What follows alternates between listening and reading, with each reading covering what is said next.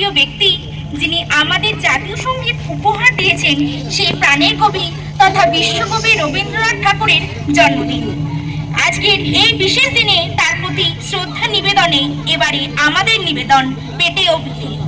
এই নাটকের কুশলবেরা হলো তিনকড়ি রোহিত চৌধুরী, বনমালী বিপ্রদীপ বিশ্বাস, পিতা সোহম দত্ত, মা আদ্রিকা বিশ্বাস, পিসিমা স্নেহা পাল, দিদিমা সুচিতা সেন এবং আমি সূত্রধর শ্রেয়া ঘোষ।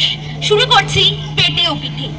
প্রথম দৃশ্য, বাড়ির সম্মুখে পথে বসিয়া পা ছড়াইয়া বনমালী পরম আনন্দে সন্দেশ আহার করিতেছে। বয়স 7, তিনকড়ির প্রবেশ, বয়স 15। সন্দেশের প্রতি সলভ দৃষ্টিপাত করিয়া, কি হে বনকৃষ্ণ বাবু, কি করছো? বনমালীর নিরন্তরে অবাক হইয়া থাকে। উত্তর দিচ্ছ না যে? তোমার নাম বটকৃষ্ণ নয়? না, আচ্ছা, তোমার নাম কি বলো? আমার নাম বনমালী। ছেলে মানুষ কিছুই জানে না। বনমালী যা, বটকৃষ্ণও তাই, একই। বনমালী মানে জানো? না। বনমালী মানে বটকৃষ্ণ, বটকৃষ্ণ মানে জানো? না। বটকৃষ্ণ মানে বনমালী। আচ্ছা, বাবা তোমাকে কখনো আদর করে ডাকে না বটকৃষ্ণ? না। ছি ছি, আমার বাবা আমাকে বলে বটকৃষ্ণ, মধুর বাবা মধুকে বলে বটকৃষ্ণ, তোমার বাবা তোমাকে কিছুই বলে না? ছি। পাশে বসলে বাবা আমাকে বলে ভুতু। আচ্ছা ভুতু বাবু, তোমার ডান হাত কোনটা বলো দেখি? এইটে ডান হাত। আচ্ছা, তোমার বাঁ হাত কোনটা বলো দেখি? এইটে। খপ করিয়া পাত হইতে একটা সন্দেশ তুলিয়া নিজের মুখের কাছে ধরিয়া, আচ্ছা ভুতু বাবু, এইটা কি বলো দেখি? বনমালী শশব্যস্ত হইয়া কাড়িয়া লইবার চেষ্টা। সরসী পৃষ্ঠে চপে আঘাত, মানে চর কষিয়া। এ এত বড় ছেলে বলি এইটা জানিস নে? এটা সন্দেশ খেতে হয়। তিনকড়ির মুখের মধ্যে সন্দেশের দ্রুত অন্তর্ধান, বনমালী পৃষ্ঠে হাত দিয়ে। হ্যাঁ। বধু বাবু, এইটা জানিস না? এইটা জানিস না? এইটা পিঠে খেতে হয়। আরো একটা সন্দেশ মুখের ভিতরে পূরণ। হ্যাঁ। তবে তুমি কি বলো, পিঠে খেলে পিঠে সয় না? এই দেখো না কেন, পেটে খেলে পিঠে সয়। বনমালীর পৃষ্ঠে আবার চর, সয় না? না না না। শেষ সন্দেশটি নিঃশেষ করিয়া। তোমার তাহলে সয় না দেখি, যার যেমন ধাত। তবে থাক, তবে আর কাজ নেই। তবে এই যে হলো, কারো বা পেটে সমস্তই সয়, কারো বা পেটে কিছুই সয় না, যেমন তুমি আর আমি। সহসা বনমালীর পিতার প্রবেশ। কিরে ভুতু, কাঁদছিস কেন? পিতাকে দেখিয়া বনমালীর দ্বিগুণ কন্দন। বাবা চিৎকার করছে, কোথাও উত্তর দাও। আমাকে মেরেছে। আরে বাবা, পাড়ার একটা ডানপিটে ছেলে খামোকা ওকে মেরে গেল, বেচারার কোনো দোষ নেই।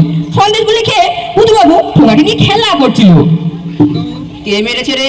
ও মেরেছে। হ্যাঁ, আমি তাকে খুব মেরেছি। কার গায়ে হবে বলুন দেখি? ছেলে মানুষ খেলা করছে, খামোকা ওকে মেরে ওঠো মারা কেন নাই বাবু? আপনি থাকলে আপনিও মারতেন। আমি থাকলে তো দুখানা হাড়ও একত্রে রাখলাম না, যত সব ডান পিঠের ছেলে পাড়ায় জুটেছে। বাবা, ও আমার আরে আরে, সন্দেশ। ও কথা বলতে হয় না। কি কথা?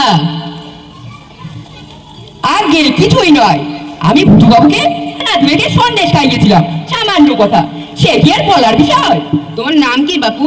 আগে আমার নাম তিনগুড়ি মুখোপাধ্যায়। ঠাকুরের নাম কি? আগে ক্ষুদিরাম মুখোপাধ্যায়। তুমি তো আমার পরমাত্মীয়। ক্ষুদিরাম যে আমার পিস্তুত ভাই হয়। তিনকড়ি ভূমিষ্ঠ হইয়া প্রণাম। তাই পেনটা প্রমাণ করুন। চলো বাবা, বাড়ি চলো, জল খাবার খাবে। আজ পৌষ পার্বণ, পিঠে না খাইয়ে ছাড়বো না।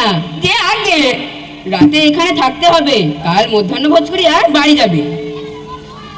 তৃতীয় দৃশ্য, অন্তঃপুরে তিনকড়ি পিষ্ণব আহারে প্রবৃত্ত। ডান হাতের ব্যাপারটা আজ বেশ ভালোই চলছে। ভুতুর মা 4টে পিঠে দিয়ে বললেন, বাবা চুপ করে বসে থাকলে হবে না, এ কটাও খেতে হবে। যে আগে ভুতুর বাপের প্রবেশ। ও কি ভাত খালি যে? ওরে, এখানে খানা অষ্টেক পিঠে দিয়ে যা। বাবা খেতে হবে, না খেলে চলবে না। যে আগে পিসিমার প্রবেশ। ও বউ, তিনকড়ি পাত খালি যে, হ করে দাঁড়িয়ে দেখছো কি? ওকে খানদশের পিঠে দাও। লজ্জা করো না বাবা, ভালো করে খেও। যে আগে দিদিমার প্রবেশ। ও বউ, পিঠে তো সব ফুরিয়ে গেছে, আর এখনো বাকি নেই। কি হবে? কি আর হবে? তিনকড়ির পাশে গিয়া পরিহাস করিয়া পিঠে এক কিল মারিয়া বললেন, পিঠে আর খাবে? আগে না, সে কি কথা, আর দুটো খাও। আরো দুটো কিল। আগে না, আর অবসর নেই। তৃতীয় দৃশ্য, পরদিন তিনকড়ি শয্যাগত, পাশে বনমালী। ভুতু বাবু, তোমার বাবা কোথায় হে? বদ্যি রাখতে গেছে। আর বদ্যি থেকে হবে কি? ওষুধ খাবো যে তার জায়গা কোথায়? তোমার পেটে কি হয়েছে তিনকড়িদা? যাই হোক গে, কাল তোমাকে যা শিখিয়েছিলুম তা মনে আছে কি? আছে। কি বলো দেখি? পেটে খেলে পিঠে সয়। আজ আরেকটা কথা শেখাবো, কথাটা মনে রেখো।